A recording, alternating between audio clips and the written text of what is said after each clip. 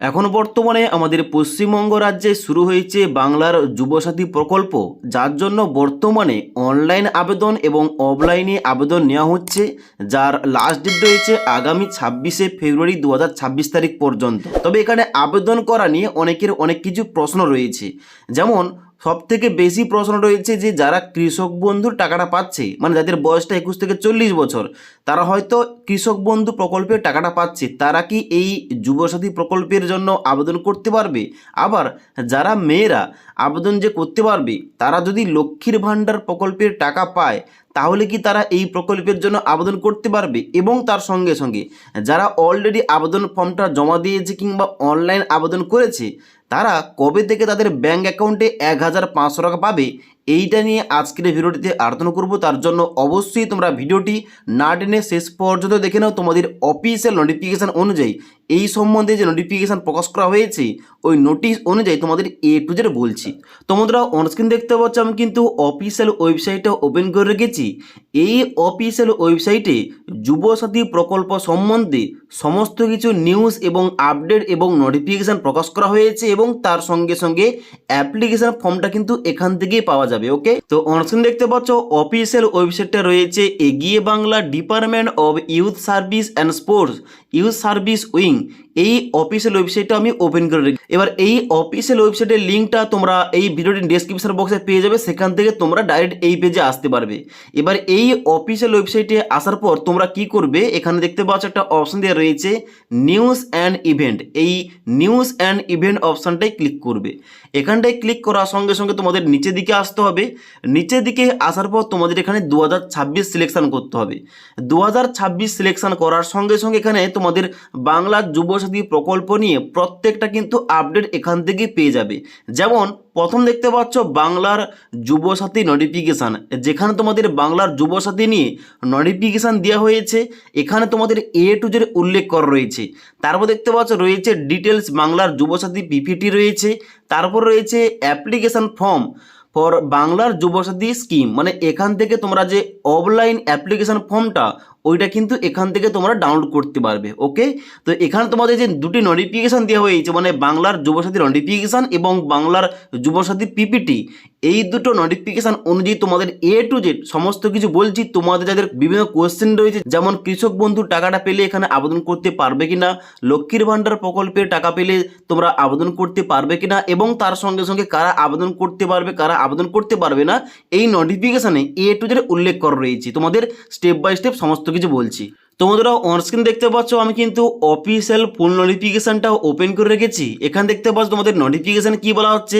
নোটিফিকেশানে বলা হচ্ছে the governor is please to introduce a new scheme of government of West Bengal to provide a monthly financial assistance 1500 rupees only the unemployed educated youth of this state age between 21 থেকে 40 years. মানে এখানে তোমাদের যাদের বয়সটা 21 থেকে 40 বছর, তোমরা যারা মাধ্যমিক মিনিমাম পাস করেছো, তোমাদের কিন্তু এখানে 1500 টাকা প্রতি মাসে দিয়ে হবে। ওকে, এবার এখানে কিন্তু আগামী 5 বছর পর্যন্ত কিন্তু এই ভাতা টাকাটা দিয়ে হবে। এবার তোমরা তারা এখানে কমেন্ট করছিলে যে তোমাদের এজটা তোমাদের একটু কম হলে হবে কিনা। দেখো এখানে তোমাদের কিন্তু একটা ডেট দেওয়া রয়েছে, মানে 1/4/2026 তারিখ।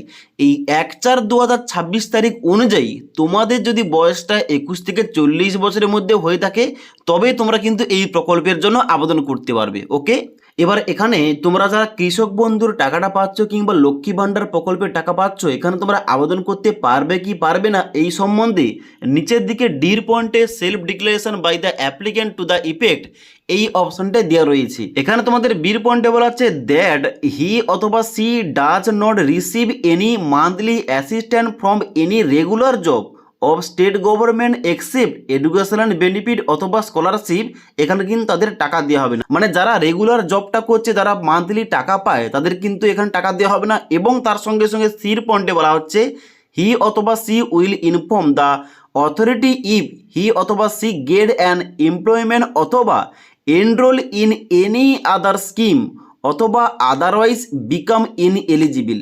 মানে এখানে কিন্তু স্পষ্টভাবে উল্লেখ করা রয়েছে, স্কলারশিপ বাদে কিংবা শিক্ষা সংক্রান্ত যে সমস্ত এগুলো এখানে তোমাদের স্কলারশিপগুলো হয়ে থাকে, যেমন Medhashree, Shikshashree, Swami Vivekananda merit cup scholarship ইত্যাদি স্কলারশিপ বাদে তুমি যদি অন্য কোনো প্রকল্প, যেমন হতে পারে লক্ষ্মীর ভাণ্ডার কিংবা কৃষক বন্ধু কিংবা অন্যান্য যে সমস্ত প্রকল্পগুলো হয়ে থাকে, যে কোনো প্রকল্পের টাকা তুমি প্রতি মাসে পেলে এই প্রকল্পের জন্য তোমরা কিন্তু এলিজিবল, মানে এলিজিবল কিন্তু তোমরা কিন্তু এখানে টাকাটা পাবে না, কিংবা আবেদন করলে তোমাদের আবেদনটা রিজেক্ট হয়ে যাবে। ওকে, এখানে কিন্তু স্পষ্টভাবে উল্লেখ করা রয়েছে। তাছাড়াও কিন্তু এখানে এগিয়ে বাংলার অফিসিয়াল টুইটার অ্যাকাউন্টে যে সমস্ত নোটিশগুলো দেওয়া হয়েছে ওই নোটিশও কিন্তু এই কথাটা উল্লেখ করা রয়েছে। যেমন এখানে তোমাদের 3 নম্বর পয়েন্টে বলা হয়েছিল যে যারা SBMCM স্কলারশিপ, মেধাশ্রী, শিক্ষাশ্রীর মতো রাজ্য সরকারের প্রদত্ত স্কলারশিপ পেলেও কিন্তু এই যুবসাথী প্রকল্পের জন্য আবেদন করা যাবে, কিন্তু নিচের পয়েন্টে বলা হচ্ছে স্কলারশিপ ছাড়া অন্য কোনো সরকারি প্রকল্প যেমন লক্ষ্মীর ভাণ্ডার, কৃষক বন্ধু ইত্যাদি এখানে কিন্তু টাকা পেলে, আর্থিক সাহায্য কিংবা ভাতা পেলে এখানে কিন্তু তাদের টাকা দেওয়া হবে না। ওকে, এখানে কিন্তু স্পষ্টভাবে উল্লেখ করা রয়েছে। তার জন্য যারা কৃষক বন্ধু প্রকল্পের টাকা পাচ্ছে এবং লক্ষ্মীর ভাণ্ডার প্রকল্পের টাকা পাচ্ছে তারা কিন্তু এই যুবসাথী প্রকল্পের আবেদন করতে পারবে না। যদি আবেদন করে থাকে তারা কিন্তু টাকাটা পাবে না।